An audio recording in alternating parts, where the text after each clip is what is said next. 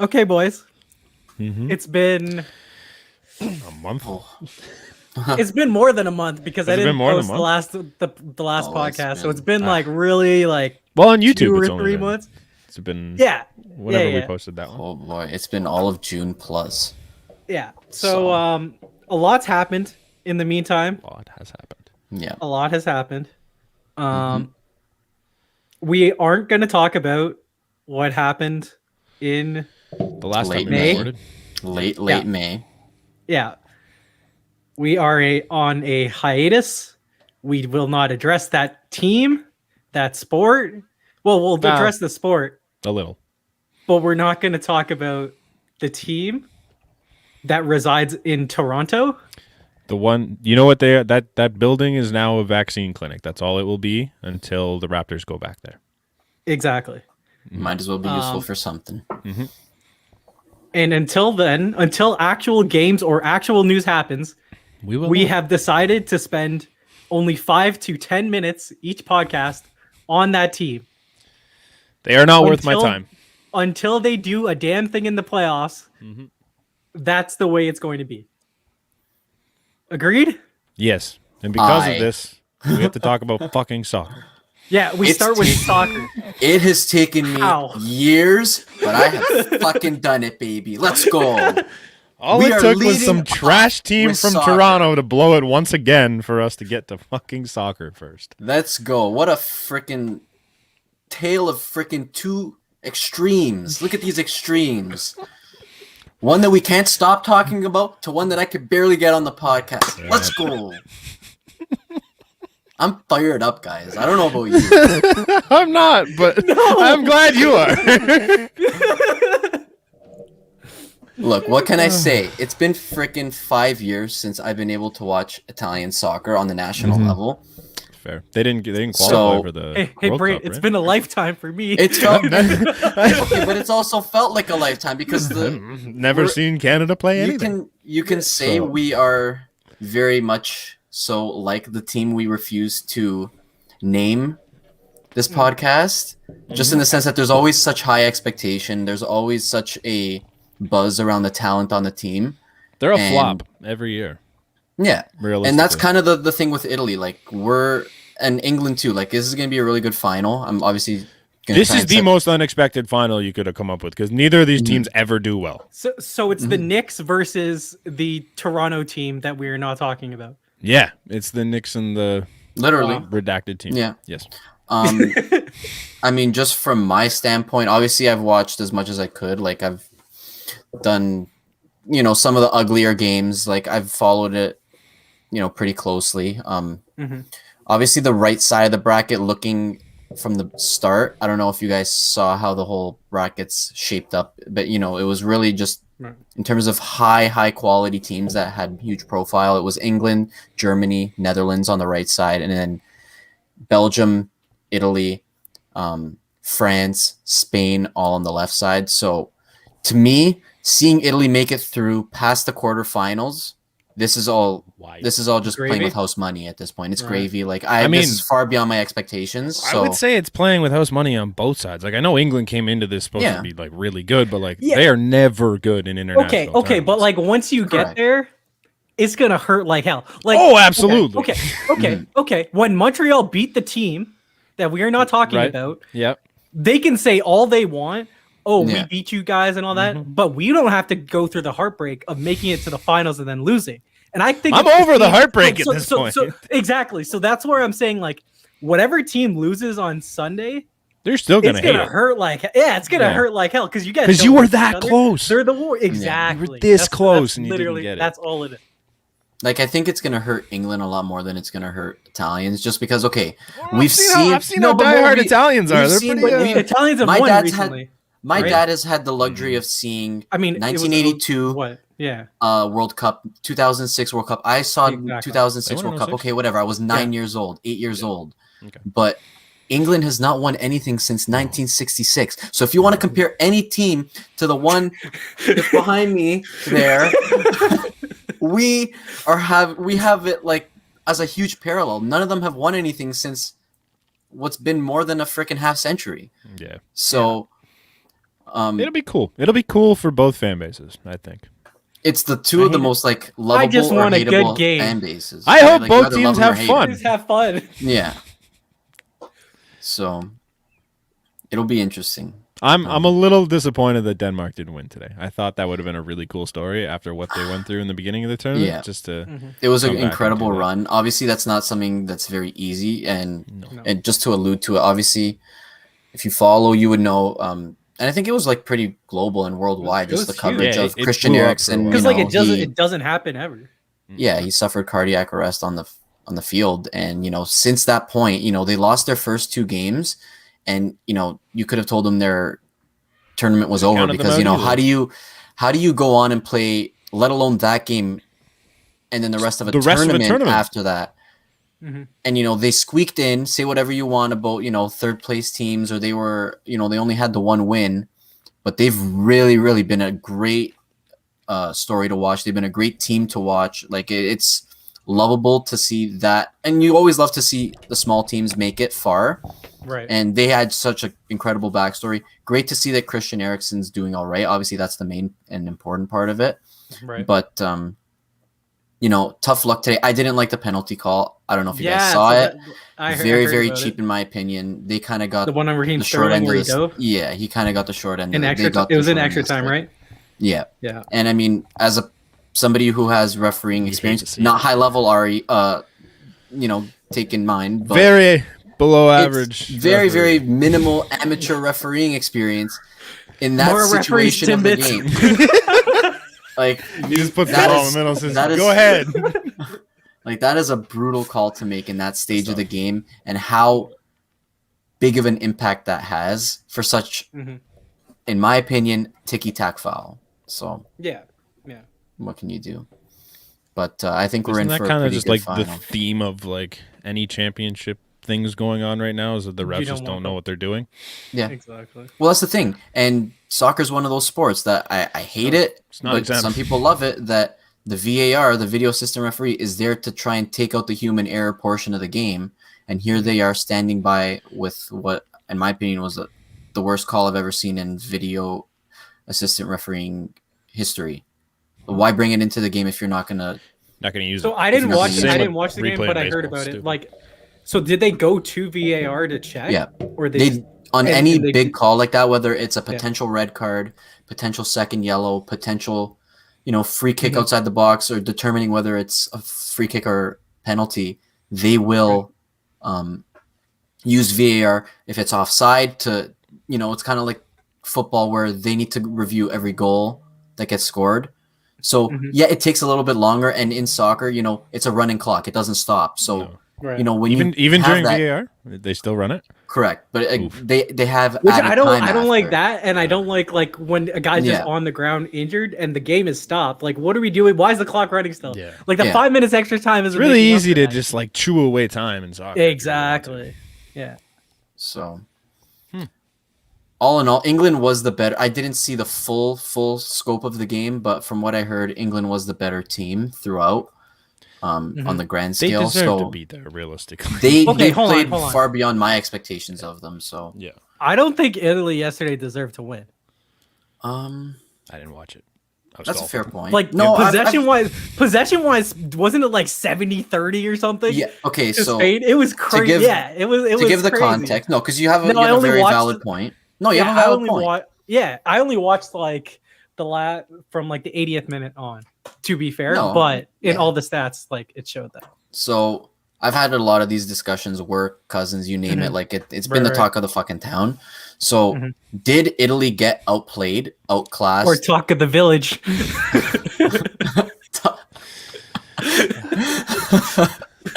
Yeah, they got outplayed. Spain has been by far the best team in terms of holding possession of the ball, creating chances from build-up play, and Italy fell right into that kind of trap. Italy's a tough defense to break down, so obviously Spain, at the end of the day, you can play as great as you want, but if you can't finish, if you don't score, you can't win. Yeah, exactly. So as much as it was Spain outmatching, outworking, whatever you want to say, in Italy, you got to put the ball in the net, and they had a couple of glaring missed opportunities, which, from my perspective, glad it's happening against Spain and not against England, and hopefully they clean that up in time, because like the goal Morata scored that tied up the game with 10 minutes left. Like if classic Italy would be lock it down, they're not scoring, and to see that one go in, and it was just a complete cut open of the defense. 1-2 pass, boom, and they're through. Like it was a really nice goal. So to that, like you only had the one chance there that they fully capitalized on. So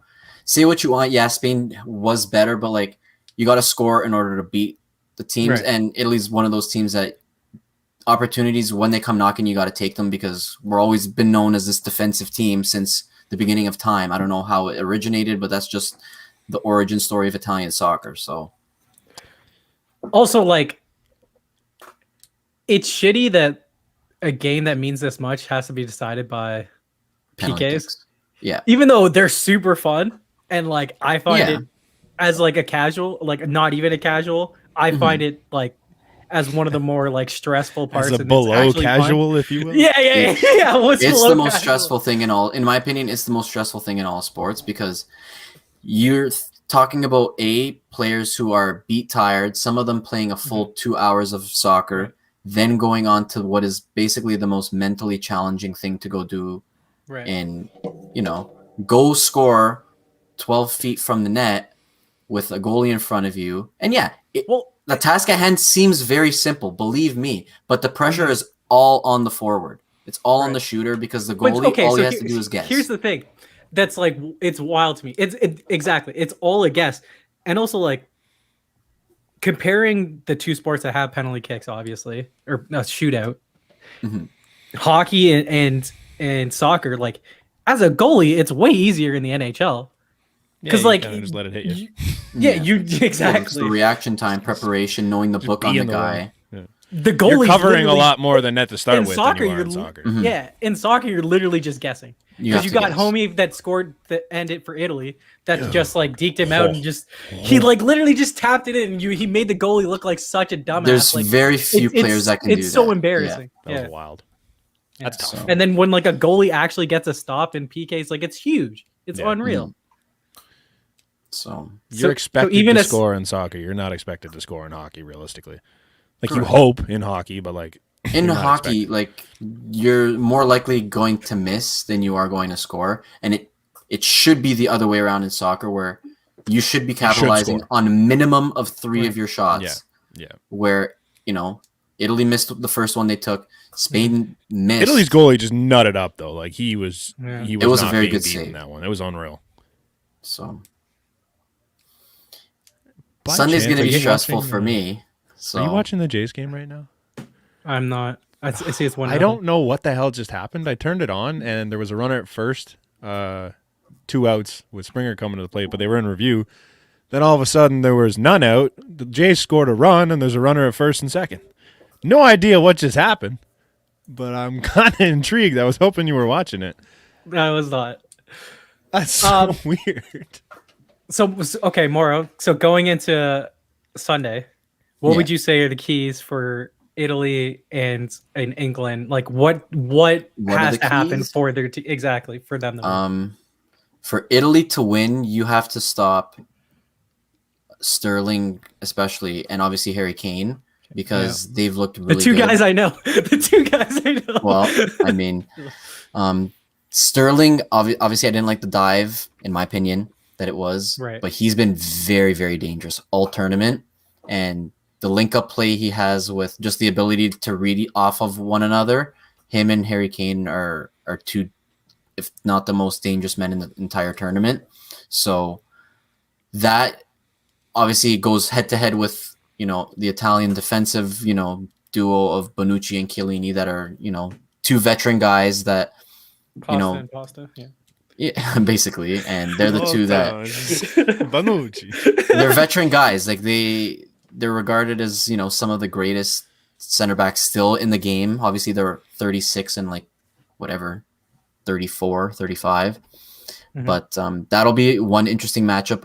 The battle of the midfield is always the dictator of who dominates the game. So obviously Spain in the last game in the semifinals, they dictated a lot of how the midfield battle was won. And when you win the midfield battle, like you saw, 70% possession.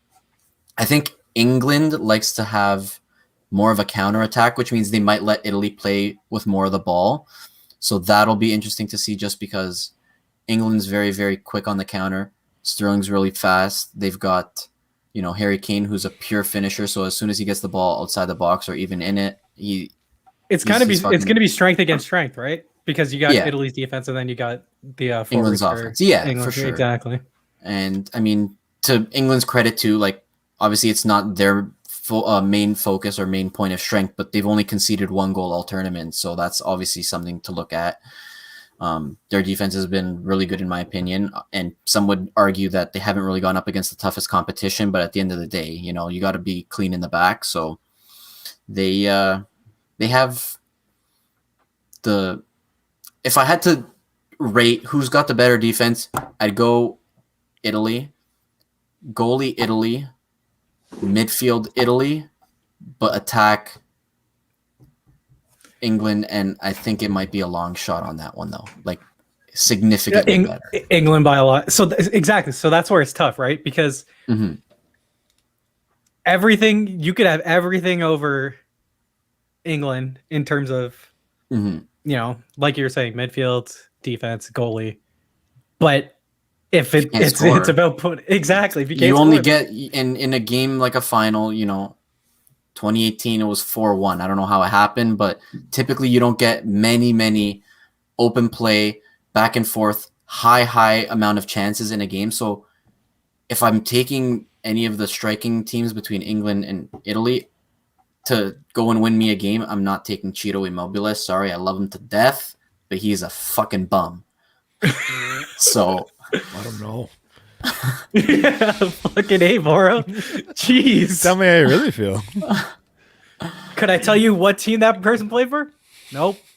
No, you probably couldn't, but I couldn't even tell you how to pronounce his name, and he just said it. So that's Cheeto? Ciro. That's not Cheeto. That's an R. Like the chip? That's Chiro. Yeah, Chiro. Like the Mexican dessert. Chiro. Yeah. Same idea.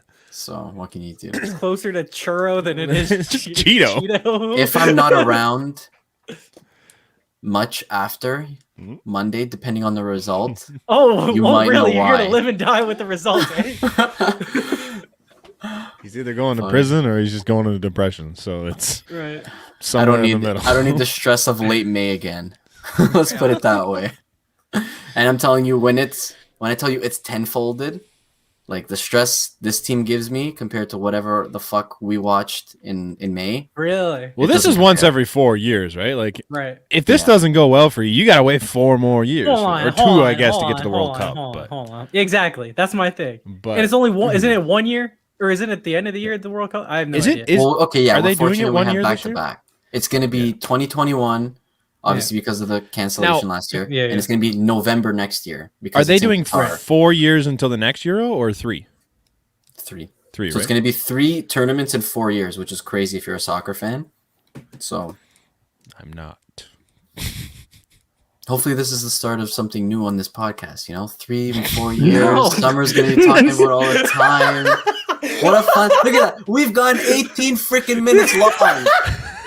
18. Who would have thought? Look at wild. us. We have changed. I might need freaking back surgery after this. Not me. The pandemic has changed us. I know. Changed. What can you do? I watch soccer now. Brant's loyal.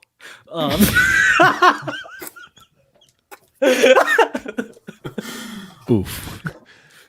Moro's got to do, John. Let's just throw that at the end. Try and get it back up a little bit. Hey. Yeah. You look. I don't know. Okay. Right. What else do we have to talk about? Harsh turn. Let's find something else. Hey. All right. Sorry. I think that's all I got for soccer, though. Look at that. 20 minutes long. I'm proud of us. Hey, good for guys. you, man. You made it. No. I'm proud of us. I didn't do much. This is a collaborative effort. I'm over here shitting my pants, trying not to embarrass myself, bro. That's why I didn't speak. Yeah. Why do you think I shut up? Oh, look, what do we got I've next? come a long way. Hey, Moro, I've come a long way from CJ Van Eyck. Virgil Van. He's a Blue Jay. I've come a long way. I don't know if we ever mentioned that. I've come a long way. When we did that, you mentioned the name. He's a Blue Jays prospect. Yes, I know. That's why I got it mixed up. I didn't know that at the time. Yes, My buddy texted me like 2 days later. He's just like, you know who CJ Van Eyck is, right? And I'm like, I don't know. He's a fucking Blue Jays prospect. I'm like, oh, that's why I got it mixed up. In case you're watching and you know soccer, CJ Van Eyck was supposed to be Virgil van Dijk. Exactly. Come again. Yeah. He's got great hair. He does. You dropped a little bit, just a wee bit. Oh, and I came in with like full confidence. I said it with my chest, and it was just a nosedive. That's tough. Okay, so this Saturday is UFC 264. It's headlined by Conor McGregor and Dustin Poirier, the rematch, the third fight, the trilogy fight. Brant, what are you expecting different this time around? I'm expecting a better fight, I would think. I want to say it was Chael Sonnen that came out. I don't know if you sent me this, but Chael Sonnen came out and was saying that if you watch the way Conor McGregor fought in that last one, it looked like he was just going out for the paycheck. He didn't care win or lose. He was just going out to fight. I think after hearing that, he might come into this one with a bit of a different attitude. I think last time he might have been disrespecting Poirier a bit and his abilities. I think he comes in a little bit more prepared. That's not to say I think Conor McGregor is going to win this fight. I think it's going to be a hell of a lot closer than it was last time, however. Poirier's a good fighter. He showed that in the last one. He's been on this little run lately where like he's good, but he doesn't really get the credit because he's not one of those big names like the rest of the guys. But he's nothing to shake a stick at, and if Conor doesn't respect the way he can fight, I don't think he's going to look too good coming into this one. Maura, did you watch the old fight, the second fight, or no? Yeah, that was the one where Conor's leg gave out, wasn't it? Yep. Exactly. Yeah. I was watching Embedded today because you know how they released the like 6 episodes leading up in the fight week on like YouTube. Okay. So basically, it was funny because Poirier and Jorge Masvidal are friends, and Dustin just got off this media call, and he sees Jorge in the kitchen, and this is for the first time they dap up because they flew into Vegas. He flew into Vegas or something, and Masvidal starts asking all these media questions. What are you gonna do if Conor checks some leg kicks? What are you gonna do like to prepare for Conor's left hand? Like, I just think Dustin Poirier is a better fighter than Conor McGregor. Yeah, the all-around fighter. Yeah, all around. Yeah. Conor McGregor still could have absolutely won that dynamite in his hands, but because he was dropping bombs on it. Yeah. So it didn't. Can Conor McGregor absolutely win the fight? Yeah, sure. No chance. But I don't have. If I'm betting on if I'm betting on a fighter because it's a fight and there's different aspects to a fight, Dustin Poirier can take him to the ground again and just start mauling him like it was last time. Conor can catch him with the left in the first round and knock him out. It's possible. Exactly. It's a thing he can do. He's done it to many guys. He's done it to some of the best in the sport. Now he's not that. Jose Aldo. Yeah, he's not the Conor McGregor that fought in those fights for sure, but like he still got that explosiveness in his left hand, and he has the ability to knock him out. I don't see it happening personally. I think this is one that goes the distance, and I think if it goes the distance, it's Dustin Poirier's fight to lose. Yeah, because Conor doesn't win. Like Conor's never been a decision fighter, and like even the what's the last fight that went to a decision with Conor McGregor? Was it Nate Diaz too? I think so. And like that was controversial.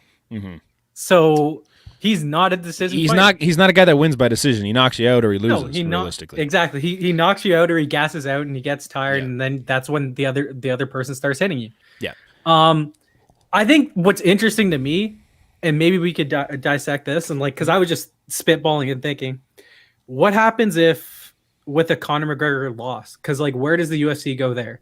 Because I think that's the most likely. He's got to be done. I don't think he's done because I think that they're like, I don't think the UFC would want it to be done because you think of all the big fights you can still make with Conor McGregor, not as champion. You do Nate Diaz 3, you could do Jorge Masvidal. I guess Nate's washed too. I mean, that would be a pretty good fight now. And tell me it wouldn't be still the biggest fight of the year. Yeah, there's just as much hate there now as there was back when they did 1 and 2. And you could say Nate Diaz is a more popular fighter now than ever. Than ever before, which is wild because he's getting so much worse than he used to be. It makes no sense. Exactly. But he's such a tough MFer that like I'm not a big fan of people trying to make fights with Nate Diaz. Like anytime somebody wins, they're like, "Oh, they should fight Nate Diaz." I'm like, Nate Diaz isn't a draw for most fighters, but Conor McGregor on his way down from draw. 3 losses in his last 4. It's kind of like they're both at that point in their career where it'd be really interesting to see. But I think he would have to lose. I think if he wins that fight against Poirier, I don't think you make the Nate fight. I think he's on to bigger and better things. But no, he probably goes for the belt. That's not a bad idea. If he doesn't retire, the winner of this fight goes for the belt. It's a thing. Yep. And okay, so if Conor McGregor retires in that situation, then I would say that Justin Gaethje gets the rematch. He gets a fight for the title, even though I think he should have the next title fight regardless. I don't think he should because he just fought for the title and he hasn't fought since, right? No, but I mean he hasn't really had an opponent since. They kept making matchups with everybody else, and like the fact that Michael Chandler got that shot was kind of weird. Like I feel like he should have been in that one. I agree, but also like I feel bad for Dustin because if Dustin. After the second Conor McGregor fight, it should have been Dustin going for the belt, obviously. Yeah, but he took this one instead. Dustin, exactly. So if you're Dustin, like I just hope I hope that he beats Conor because like it would be shitty for him not to get a chance at the belt. Yeah, he's a good enough guy that he deserves an actual shot at the belt again too. So that's one of those. And it'd be a great fight because Charles Oliveira was in trouble in that first round against Michael Chandler. And Dustin Poirier is a better fighter. He did the Dustin Poirier thing. Like Poirier did that with McGregor too. He looked like he was in trouble in round 1. Exactly. He's like, no, I'm good. Yeah. Nope. Came back and just comes in round 2. Wow. Done. Yeah. So it'd be good. So that would be really fun. The one thing coming into this fight too is Conor seems to have that like vintage Conor McGregor mindset and like where he's running his mouth a hell of a lot more than he did the last time with Poirier. Like last time with Poirier, he had like this weird amount of respect. Nice, yeah. It was like I liked it because it's like good for you, but that's not him, and it just didn't really make sense. This time he's coming in like he had that weird audio clip that he released where he was calling him P-head again, and then he explained why he called him P-head. It's actually kind of funny. Why was it? He's just like he's got this little head, and it just makes his big body. He's got this little ass head like a green pea, so it just looks like a pea. So I call him P-head. I'm like, all right, that's fair. So I'm like, he's kind of got that attitude now. I'm like, all right, that's more Conor McGregor. Maybe you see a more prepared and more ready to go Conor McGregor than you've seen in the past. But who knows, right? Anything can happen. Maybe he's just old. It's completely possible. I think there's other good fights. Like I think the card is good altogether. Like you got the co-main with Gilbert Burns and Stephen Thompson. And that's gonna be super fun because those are a good one too. It's the nicest MFer against Gilbert Burns, who's also super nice. Yeah. Sugar and Sean. Like you could say that the winner of the co-main is the next person to fight Usman after Colby gets his shot. Usman, I mean. Yeah. Sugar Sean. And then Greg Hardy's on. It's always entertaining watching Greg Hardy fight, just because he doesn't know how to fight. Doesn't make sense, and he's nuts. So that'll be good. It should be a decent card at least. Not like it's not one of the best you've ever seen, but these ones are usually the ones that you're like, wow, that turned out well because it's just a bunch of decent fights that you're not hyping up for a long time. Obviously, McGregor's a fight that's been hyped up for too long, but the rest of them are just like good fights that are on the card. Should be fun. Yeah, I'm looking forward to it. Okay, let's talk hockey. I have next to nothing to say about this whole thing. Yeah, neither do I. I just wanted to put it. I'm gonna just before you start, I have not watched a single game. Me neither. So. Thank you. I watched the last one. I watched the last game just in case it ended, but I don't care. I have a point I want to make. Yep. What's your guys' thoughts on when people say, "Why aren't you? You should be rooting for Canada's team?" Now. And to that I say, absolutely fucking not.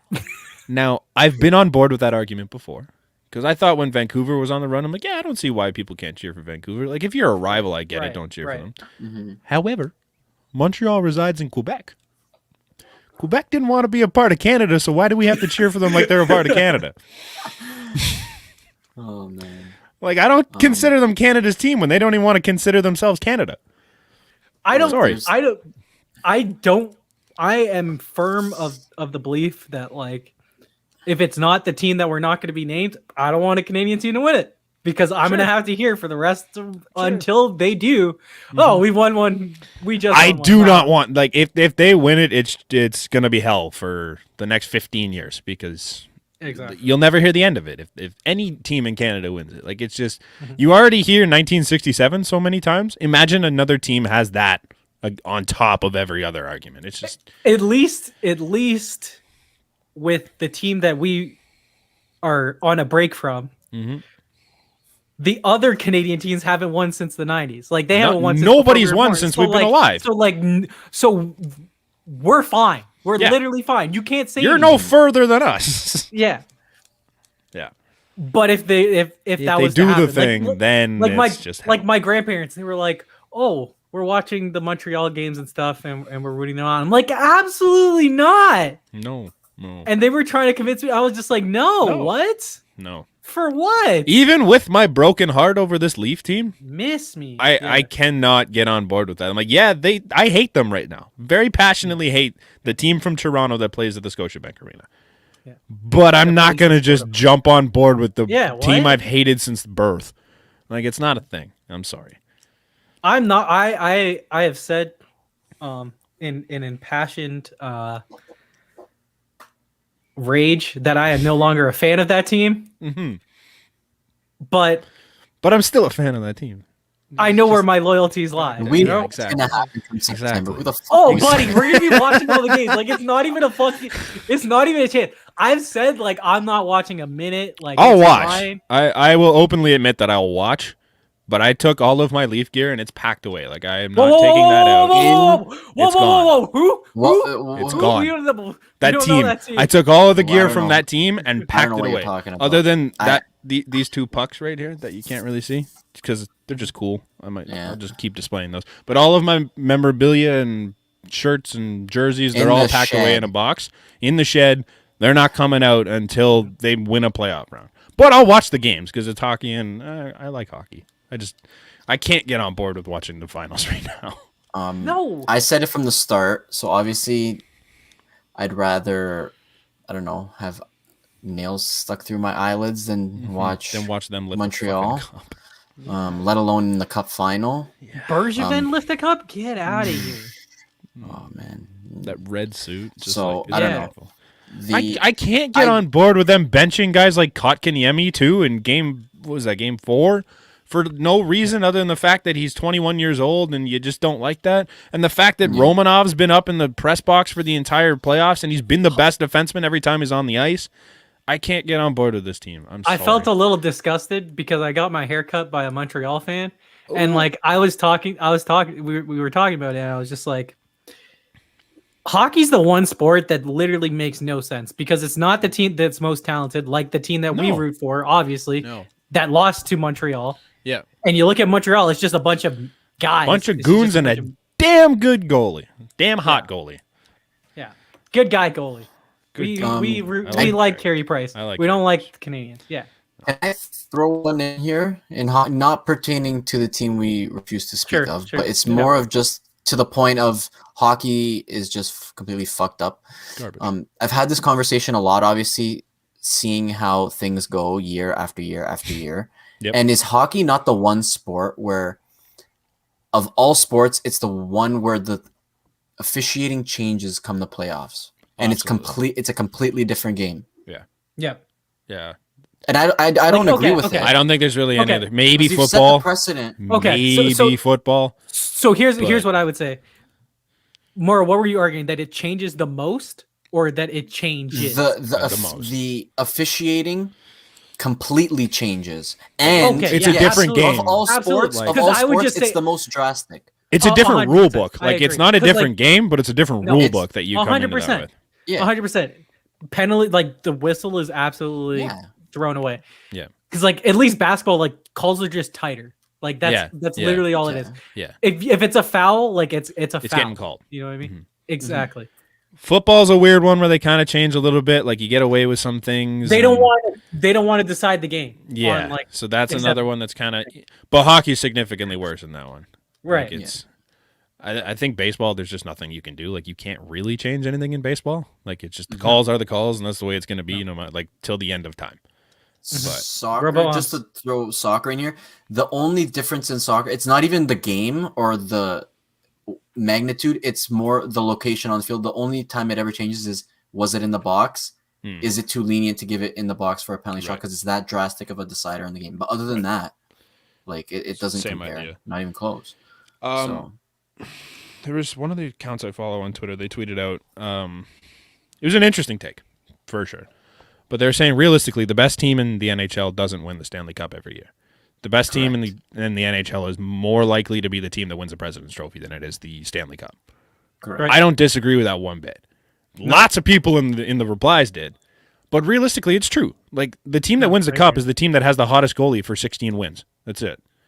It has nothing to do with how good your team is, how well it's built. It's whoever has the hottest goalie and allows the least amount of goals for 16 and scores straight, goals 16 and wins. Can score. And you don't even have to score a lot of goals. Look at the Canadians; they win like 2-1, 3-0. Like they don't win by a lot. It helps when you have a team that's $17 million over the salary cap. Absolutely, but I think. This could be a rare occasion where their bench, this could be a rare occasion where the best team in the NHL did win the Stanley Cup, but they weren't the best team in the NHL this year. Like realistically, all season they didn't have Kucherov. So if you take the whole year as a whole, they really weren't the best team in the NHL, but they won the Stanley Cup. They had the best run in the playoffs. That was it. And like to tell me the best built team is the team that's going to end up winning the Stanley Cup, I think is just incorrect every single season. Plain and simple. It's a stupid sport. Mm-hmm. It's a stupid fucking sport. Also, do you guys buy into the fact that hockey is the hardest trophy to win? The Stanley Cup is the hardest trophy to win? No. I can't buy into it. I think it's stupid. I do. No, because it's not the best team that wins the cup. No. I don't even think it's why. What makes it so much more difficult to win than any other trophy? Because you're literally playing a different brand of hockey. Okay, but like you have to change completely. So everybody's playing a different sport. You're playing you're playing a different sport. Yeah. But like you have to win the same amount of games that guys in the NBA do. No? Yeah. Like what makes it harder in the NHL? I don't understand it. It still doesn't make a lot of sense to me. How much the game changes come the playoffs. Yeah. I would argue it's harder to win the Super Bowl. Like realistically, you have a bad day, you don't win the Super Bowl. You could be the best team in NFL history, but if you have a bad day, you're not winning the Super Bowl. If you have a bad day in the NHL, you lose game 1, whatever, you come back game 2. You lose in the NFL playoffs, you're fucked. It's such a grueling. Yeah, but it's the same amount of games as the NBA. It's only a little bit more than the MLB. Okay, and the MLB played a full 162. Let's talk this out. What's the hardest sport? What's the hardest? I think football. Hockey. No, I'm sticking with hockey. Football is the most like physical. Mm-hmm. Mm-hmm. It's a grind. It's the most taxing. I think the NBA is just as tough. But are we gonna say like solo sports are because like it's all on you? Hey, tennis is fucking hard too. That's what I mean. Like if golf is just as hard. Like you have to go 4 straight days where you're just lights out. That's tough. Exactly. Like it's all on you. Yeah. Like I don't really buy into the fact that like I don't think that's a fair Stanley Cup is the hardest thing to win. I'm like I don't know if it is. I think if they're all tough. It's every one of these are hard to win. I don't think any of them are more tough than the other. I am gonna say though. I think it's harder to judge. You can't compare team sports to solo sports because, in my opinion, the solo sports take the cake, and it's so much harder to do that because it's all on you. Pressure's all on you. So if we're talking strictly sports that are team based. Hockey's the one for me. But the NHL, like they're set up in 7-game series so that the likelihood of the better team winning is a little higher. If you go into football, like the Cleveland Browns almost beat the Chiefs last year. They were like a bounce away from going to the Super Bowl last year, which is insane because they were not that good, but they could have done it. And like that's ridiculous to me. It's not always the best team in the NFL that makes it, and I think the Patriots proved that when they lost to the Giants. Right. It's fair. It's fair. Yeah. What do you guys say to that? Were you It's gonna tough, tell me man. Eli Like, Manning's the quarterback of the best team ever? Absolutely that's what I not. mean. Like, I'm not gonna hear it. I'll buy in that. Like, yeah, it's really hard to win the Stanley Cup. It's also really hard to win every other trophy. Like, How did we get to on a random? It always comes back to get to fucking trash Eli. Without fail, man. yeah.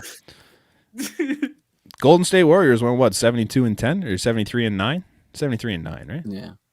Were they not the best team that year? They didn't win it. Exactly. They're like, well, they're one of the best teams of all time. They didn't win it. I don't know, man. Like, it just, it's tough to win the Stanley Cup. Don't get me wrong. The team we cheer for proves that every single season. Okay, here, sports are weird. Yeah, like it's a prime. Hockey's not unique. It's prime not. example is the NBA right now, because I don't think the Phoenix Suns are the best team in There's the no way the Bucks should be there. If Brooklyn was healthy, Brooklyn is the best team in the NBA. Like, it's not close. Yeah. What are we talking? If the Lakers were fully healthy, am I 100% guaranteed that the Suns would have beat them? Absolutely fucking not. But AD was hurt, and so was LeBron. Like, what are we doing? If Trae Young's healthy, do you not think maybe they would have beat the Bucks? Like, do you think they had a better chance? It could have at least. Okay, hold on. It could have at least got to 7. But if we're playing the same game, then if Giannis was fully healthy, also sure, you're right. You're right. Then the Bucks win. Right. They just look better when Trae Young was healthy. Giannis isn't like he's a game changer, but he's not the game changer the way that Trae Young is. Like, he doesn't have the deep threat like he can take over games, but he doesn't have like he doesn't kill you from all over the court. You know what I mean? But he is better on defense, so I guess it's a bit of a difference. Either way, I don't know. I don't think hockey's unique in the fact that, like, oh, it's the toughest one to win. I think they're all the same. It's hard to win every one of these trophies. Yeah. I would maybe baseball. Baseball might be the one that you're kind of like, yeah, it is what it is. You got to go through baseball is just a grind. Like, it's no one's healthy ever. It's a physical grind because you're playing 162 games, but it's not the most physically demanding sport, obviously. No. Mm-hmm. But it's just a long. It's more of a mental grind than every. It's mentally sport. Because you're physically having to play every day. Yeah. And then, like, you come into the playoffs and there's a star missing on every team every single year. It doesn't matter. Yeah. If people want to invalidate the Raptors in 2019, that's totally fair. That, like, I don't care. I'll tell you to go fuck off because there's a banner hanging behind you that says I don't give a shit. You. It happens every year. Guys get hurt every year, and it's a thing. Like, don't even it's a stupid. It's a part of the game. You have to stay healthy. If you can't, it sucks, man. That you had a tough year. Tough titties. It is what it is. Like, relax. Yeah. Should have, could have, would have. Exactly. Do you guys want to talk about the news about the Columbus goalie? I mean, we got to bring it up. It's a weird It situation. It's That's tough. I don't want to be rude about it. I don't know how to pronounce his name, and I've heard it pronounced like 8 different ways. Moro? Like, no disrespect. I'll give it my best. Yeah, I'll give it my Matis Kivlenieks. It's like I've heard it Kivlenix. I've heard Kivlenix. I've heard Kivilanxis. I've heard many different ways. That's tragic. But it's a hell of a lot easier to call him Kiwi, so that's what we're going with. Yes. What happened to him is fucking brutal. Because that can happen to literally any one of us, realistically, stuck if we're in that situation. Mm-hmm. Because obviously fireworks are a big thing with a lot of people. And it's just trying to think about what that kid went through in the last 2 minutes of his life kind of just really throws you for a loop. Because they went from he said to his Columbus teammates before he left too, before he went to Michigan, he's just like, I'm so excited to take part in the July 4th festivities and go through with all that and just kind of experience my first July 4th in the United States. And he was so excited for all this and just went to this party thinking he was going to have one of the best nights of his life. And they set up all these things, and Elvis Merzlikins was there too, which is brutal. And they were all fired up about these fireworks, and it was going to be the cool night. And then all of a sudden, just one little thing like that happens, and that's it for him, right? And take a fucking firework to the chest, and just that's it. Just tragic stuff. Yeah. And it was weird how it was reported, right? Because originally was what he fell, and So it was brain trauma. When the police got there, they said he fell and it was his brain trauma that killed him because he did fall. Like I think he got hit by the firework and then fell and hit his head. But then they did the autopsy and the coroners determined that it wasn't the fall that killed him, but he was already dead before he even hit the ground. Wow. Which is insane. Like, just to think of the amount of impact that thing had on his chest that it killed him before he even made it to the ground. Like, that's insane. But so I don't know the story like as well as you do, obviously. So was he like just standing there and like the firework hit him and like launched the him? house Like, the house that they were in, it has like a pool that has one of those like hot tubs attached to it. And there was a bunch of them sitting in there. And now I don't know the full story the way like people that were there do, obviously. But from what I've pieced together from the stories that everyone's kind of told about the situation is they were in this hot tub and they had fireworks that were 10 feet away, I think it was, they said. And they malfunctioned and tipped towards them. Oh. So everyone that was in the hot tub took off. And if it was like a regular hot tub, they could just jump around the side and kind of hide behind. It's a different story. But because it's one of the ones that are in the in-ground pools, they had to run. And from what it sounds like from Merzlikin's kind of brief mentioning of it, like he took it for them is what he literally said in his tweet, was like he literally took the brunt for us. And so essentially he was running, he got hit in the chest, and I guess that knocked him. Obviously it knocked him to the ground, he hit his head, but he was already dead before he even hit his head. So it's kind of, it's insane. It's just to think, even to think about like what that kid went through there. Right. It's just insane. And it's crazy because like you see, I saw some like tweet that went around, and this was earlier in the day, of like how many accidents there are because of fireworks, like on the 4th of July compared to, or like explosives and stuff. It's happens a lot. It's a flat line the rest of the year, and then an absolute spike, and then it goes back. Like it's scary. Like it's wild.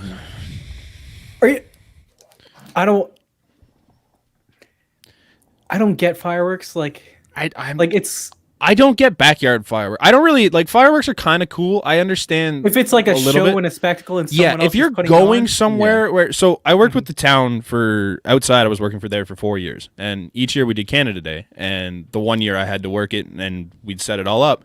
But they have 4 firefighters that are trained that come in, and then they have 2 or 3 people that are trained in lighting off fireworks just to do these shows. It's not like some drunk guy in his backyard with a barbecue lighter lighting off fuses and going, "Whoa, look at this!" Right.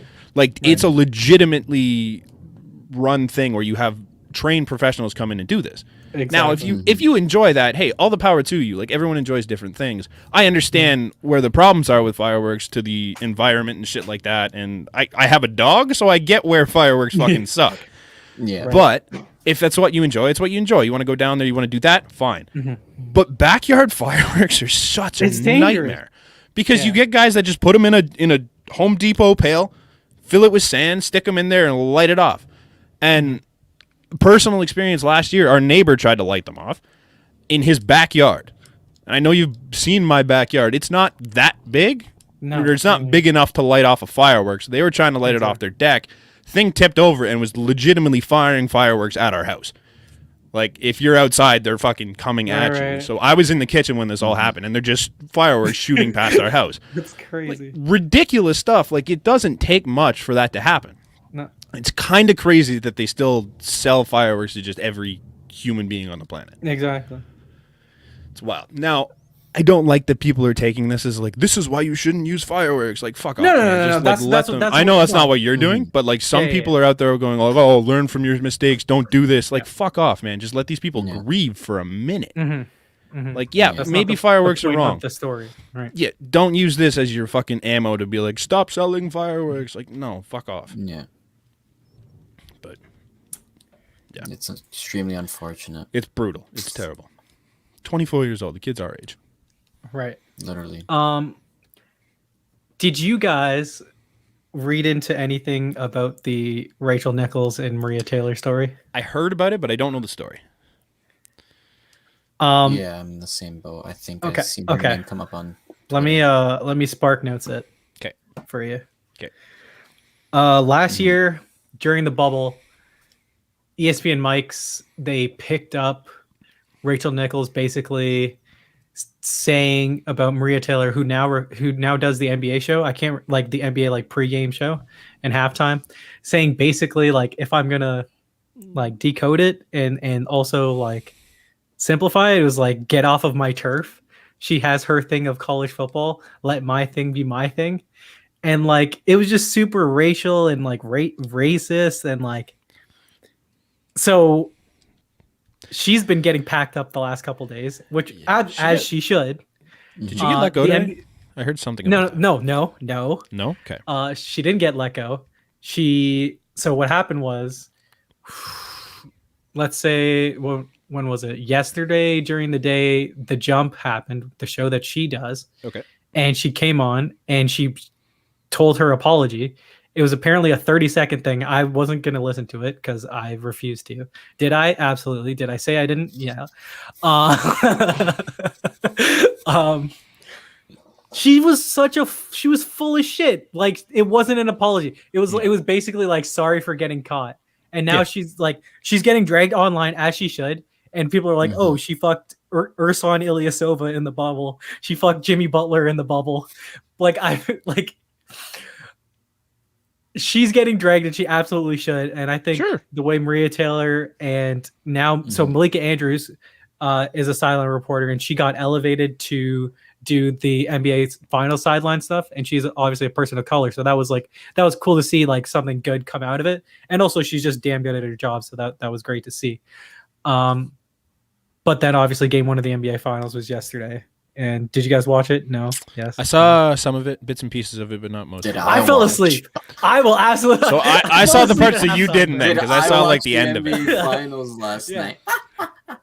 Yeah, I fell asleep at halftime, and then I woke up at like 1:30, and I was like, "Oh, Suns won! Great, awesome." Chris Paul was out there defying age, which is ridiculous. Guy scored 32 points, didn't have a single point in the third quarter, still scored 32.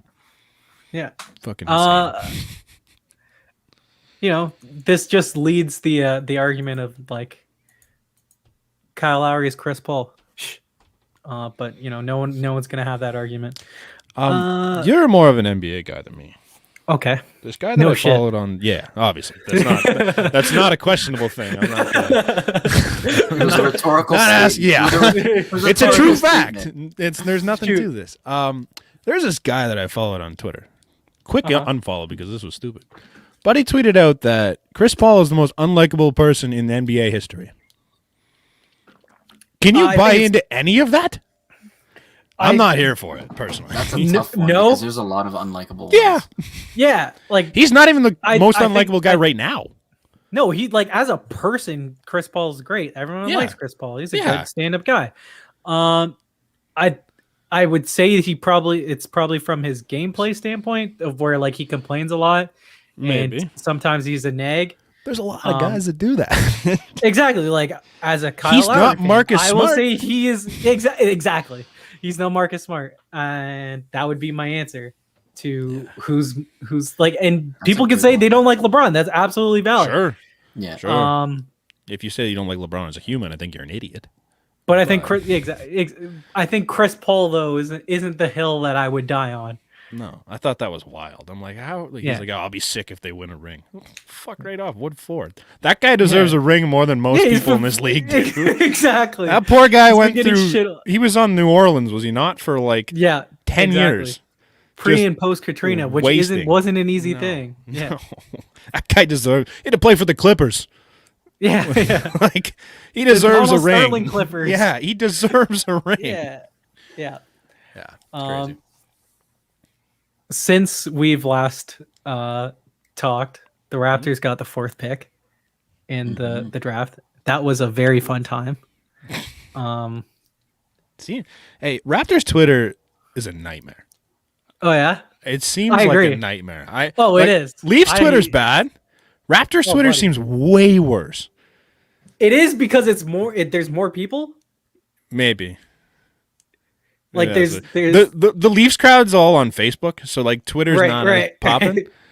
Right. But like it just seems very toxic on every side. Buddy, I'm getting off. Like I'm getting off Twitter. It sucks. Yeah. The amount of people I have muted is hilarious. Oh, dude, it's great. I do it. A lot of Leaf fans are feuding right now. I'm like, I just don't want to hear any of these stupid takes anymore. Yeah, like you can see my stuff. I don't want to see any of yours. I don't like your takes. The amount of people that I like on Raptors Twitter, I could count on my hands. Yeah, it's not a lot. Yeah. Yeah. If I'm ranking the Twitters, the Raptors are at the bottom, the Leafs are in the middle, and then the Jays probably have the best group of Twitter followers. But to be fair, like they're just as bad. They're not good. But they're not. Yeah, they're not as good. Like at least Raptors Twitter is good. Like you know what I mean? Like there's people on there. They're young. They're our age. Like I mean, the Jays just have like 4 different fan bases of people within Twitter. It's wild. Right. It's crazy to see. But like they're bad. A lot of people bitch about the bullpen and Charlie Montoyo and stuff like that, and it's just constant. And I'm like, okay, enough. But like for the most part, there's a lot of people that aren't super toxic with their opinions. Just like a handful. There's a small handful. There seems to be less of them than there is Raptors and Leafs, I find.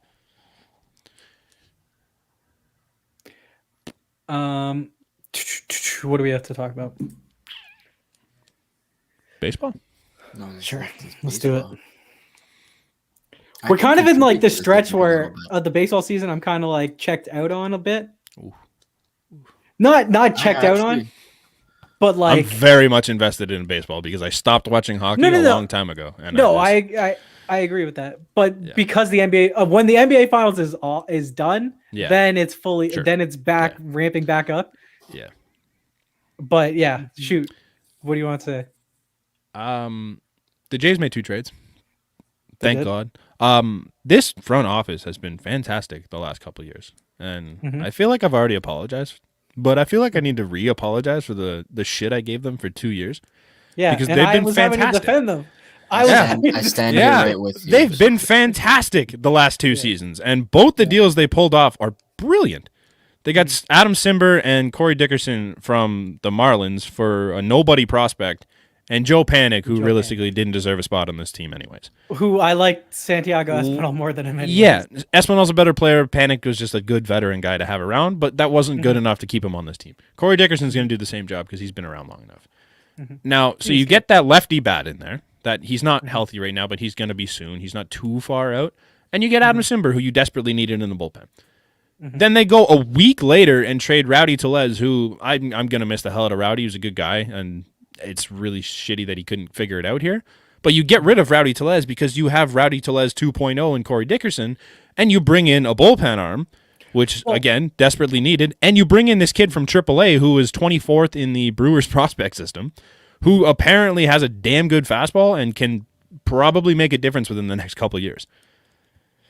Just fleecing in 2 separate trades. Well, okay, so here's the thing with the Rowdy Tellez trade that it's why it makes sense.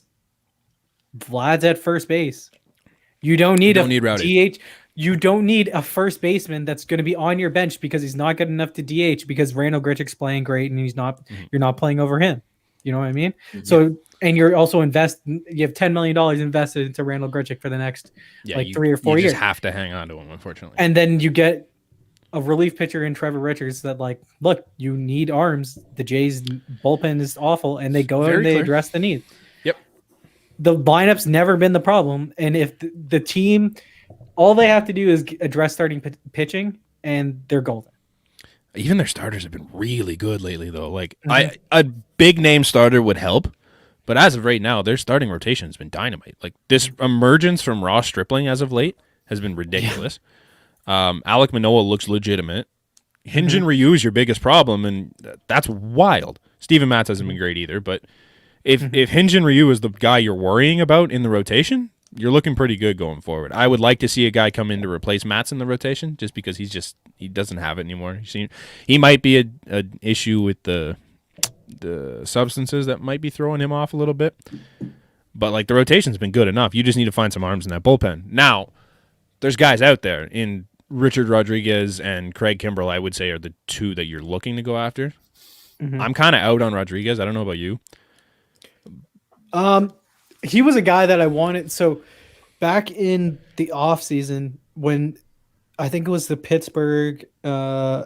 Athletic Pittsburgh, they were basically saying oh, Richard Rodriguez could be had because for like Tanner Roark and something. Like that's a thing you do, yeah. Yeah. So I've been in on him, but I don't like his price is really really high right now. Exactly. That's like why I'd rather take a shot on like just take a bunch of flyers and maybe some of them hit because relief pitchers are so weird like that. Mm-hmm. Now, Craig Kimbrell, on the other hand, has completely turned his career around. Looks like a legitimate reliever again. Looks like a legitimate closer again. Has 2 years on his deal, and he's going to cost you a little bit, but I don't think he's going to cost you a shit ton because the Cubs are just looking to fall off the face of the earth right now. Right. That's a guy I'm investing heavily in if I'm the Jays. Whether or not you want to try and package a guy like Chris Bryant in that deal and then just give up some prospects for it, I'm indifferent. Really? I'm indifferent. Like, I don't think you need Chris Bryant. Then what do you do with Cavan Biggio? He's been fine lately. Like what I mean Cav is had such a shit start to the year. No. So what I mean is, where the fuck does Chris Bryant play? Chris Bryant plays. Well, that's what I mean. Yeah. If you bring in Chris Bryant, Cav probably utility. I'd say he slides into the outfield, and then you for who? Grichuk. He's been terrible lately. But that's falling off. No shit. It is what he is, but I think Grichuk as a bench bat excites me a hell of a lot more than Grichuk in the outfield. Right.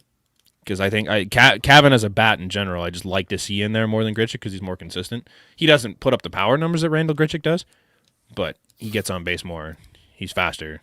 He does a lot more on the bases. Like I feel like he's a better spot. But I mean, it's a nice luxury to have. You have Cavan Biggio, who you can just rotate in to give guys a day off and DH them. Like he can play literally every position, so it's really not that big of a deal. But I'm indifferent on Chris Bryant for that reason, because you don't need to bring in Chris Bryant because you have Cavan Biggio there and you have Santiago Espinal. If you bring in Chris Bryant, you never see Santiago Espinal again. Right. I don't know if this team is the one that I'm investing all of those. Like, I don't think the Jays team is good enough to do that. You know, the lineup is, and the rotation's the close. lineup is. I don't think the rotation. I think the rotation's like a couple years off, if I'm being honest. Because just looking at it, we are banking a lot on Robbie Ray and Ross Stripling, and that's exactly kind of Robbie Ray. I think is legit. Robbie Ray, I think is legit. I'll give him his. I didn't know who, and I didn't like him at the beginning, but he's really come around this year. Unbelievable this year. Ross Stripling, I obviously understand why people are a little skeptical of him. No, I don't believe. I think he's like he made some poor man's. I think he's poor man's Marco Estrada.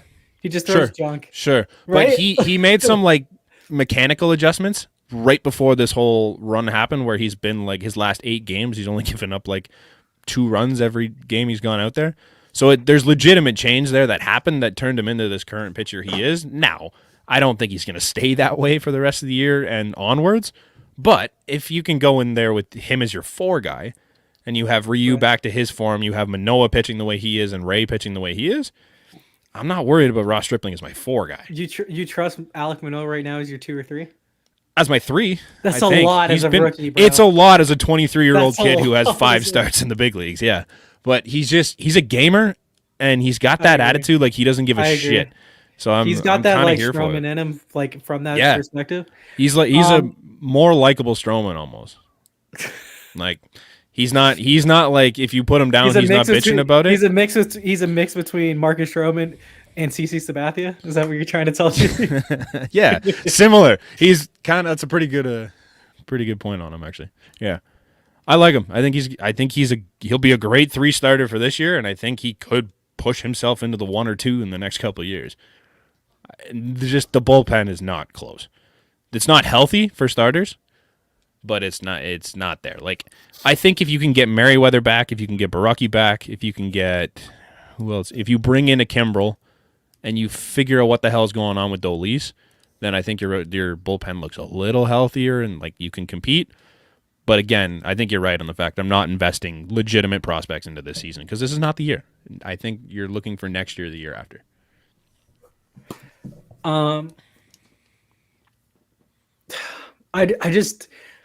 don't know if this is the team that I invest in. Like I don't, because you had the stuff with Springer already, and like you don't, even though he's healthy now, you don't feel great about it just because. I get scared every time he plays. Because I feel like he's going down. Yeah. And big Jacoby Ellsbury vibes. Yeah. And I don't like it. He rolled his ankle the other day, and I was shitting bricks. Yep. I'm just trying to look at the standings here and see like, well, even though it's July. The thing with the Blue Jays is their run differential is phenomenal. Mm-hmm. They're third in the AL or third in the MLB in run differential right now. So their record doesn't really show what the team has been, but the bullpen's been so bad that they just can't win games. Exactly. Now I think you can fix that bullpen, whether or not that makes them. I don't think it makes them a championship team. I don't think they're ready for that. But I think you can make some noise in the playoffs. They're 4 games back of a wild card. Yeah, that's not bad. At the 83 game mark, I think we're at 83, right? 82, 83. 83. That's not bad. You can make that up, no problem. Especially because the Rays are falling off a cliff, and the A's are the other team you have to catch. I don't fear the A's ever, but I don't know. I think it's a team that could make noise in the playoffs, but they're not the Dodgers. They're not the Padres. They haven't beat the Red Sox. I really don't know if we have enough to be the championship team, but I would love to see them make a run and try and be that playoff team again. It's fun here. Especially because they might be coming back. That's the bigger news. Probably the biggest news. Yeah. Oh, we want to talk about like how, because I guess so. TFC just decided that they're coming back. Mauro? Do you know this? Like, oh, did they make the decision to come back to Toronto? No. So they have the game like the 16th or 17th, and they were like, "Oh, we're coming back. We're leaving Orlando. We're coming back to Toronto." Like, they've not looked good, but no. They fired their coach and everything. Like, they've not looked good, not one bit. But so no. But my point is like they're like, they just we're done. Showed up. They're making the hop back. Yeah, and because they think that they're getting approval, right? Which if they're getting it for the 16th, there's no way the Jays don't get it for the 30th. So it's not even that. It's that they're like, we're gonna play somewhere else other than Orlando for the 16th or 17th, and then once approval does get made, we're coming back to Toronto. Like they're. I was like, okay, sure, whatever. I feel like just Toronto teams in general are done with Florida.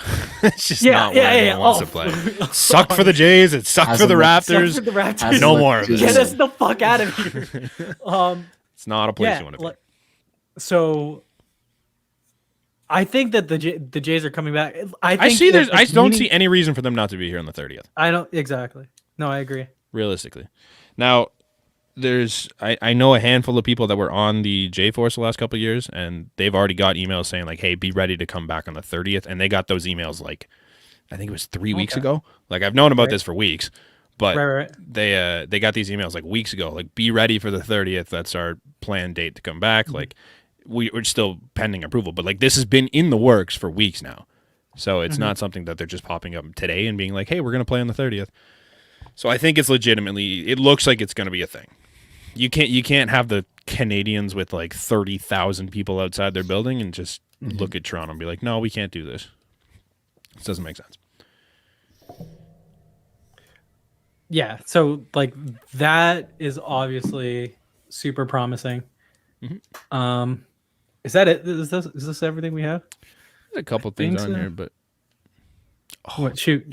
The what do they call it? I don't know how to describe it. The pitcher substance checks. Yeah. Oh, I hate it. So I don't get it. So this crosses a line. This crosses a very big line. Awkward. I think that pitchers should be allowed to fucking cheat. Like, I really do. I genuinely do. I don't like spider tack. Here's my point. I think that's stupid. Sure. But my thing is, like, you're allowing all these different substances for hitters to use for their bats? Why the hell can't you allow the same? Grip a ball. Yep. I don't disagree. I think what happened with, what the hell's his name? Hector Santiago on the Mariners, where he got the 10-game suspension. I think that may be a little bit of bullshit. Because I think that guy there's a strong case to be shown that he was using sweat and rosin because it sticks like a son of a bitch. Right. And there's a player in the MLB that made a video about it. I'm not going to mention his name because I don't want to talk about him. But he made a video showing that like he mixed it up, put it on his hands, and stuck the ball to his hand and just held it there. And the thing held. So like spider tack is stupid. I've seen it used. in like not baseball purposes, but I've seen people put it on their fingers and just like barely be able to unstick their fingers. There was a guy that picked up a bat with it, with the lid and the container, just fucking picked it up with that. So that stuff's a joke. That needs to go. But when it comes to stuff like that, like Tyler Glasnow spoke about with the sunscreen and rosin, it makes it stickier. It makes you grip the ball, and it's just it's safer for hitters. It's better for pitchers. Like I see zero issue with it. And I don't want to see guys stripping down on the mound to figure this out. Yeah, like that to me crosses a line. What substance are players allowed to use on their bats? Pine tar? Along with pine tar, but they use like the spray also. Yeah, there's like 7 different types of pine tar. But like they have batting gloves. Like pitchers don't get gloves. Like, there's no pitching gloves. Don't have the benefit. Yeah. Exactly. I'm here for that. Like obviously not the spider tech, but that sweat aggressive. mixed with allow rosin.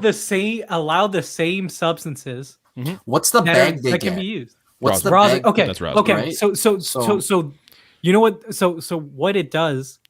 I think it was Dallas Braden that basically was like rosin just takes away moisture from your hands, so you can hold the ball.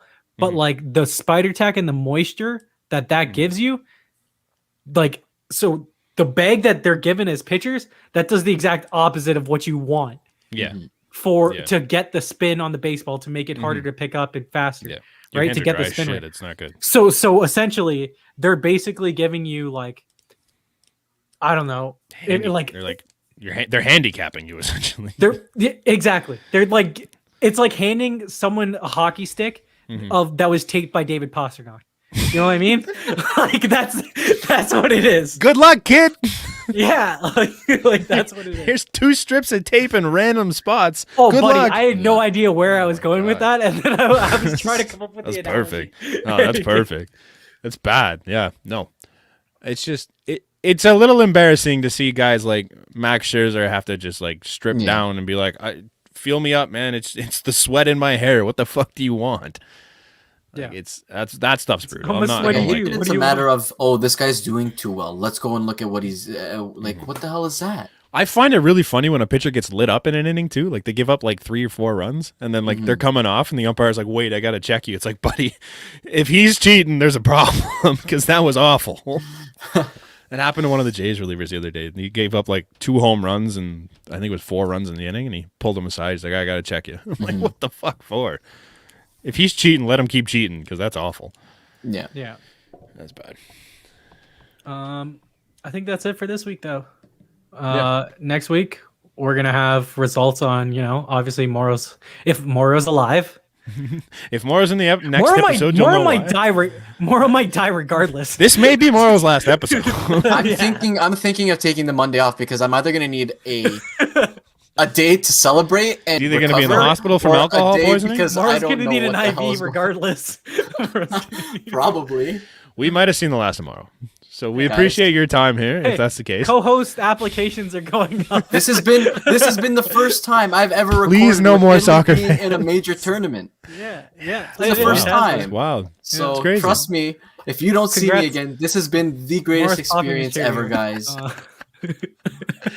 All right, but that's it for this week. We'll see you guys next week. Peace.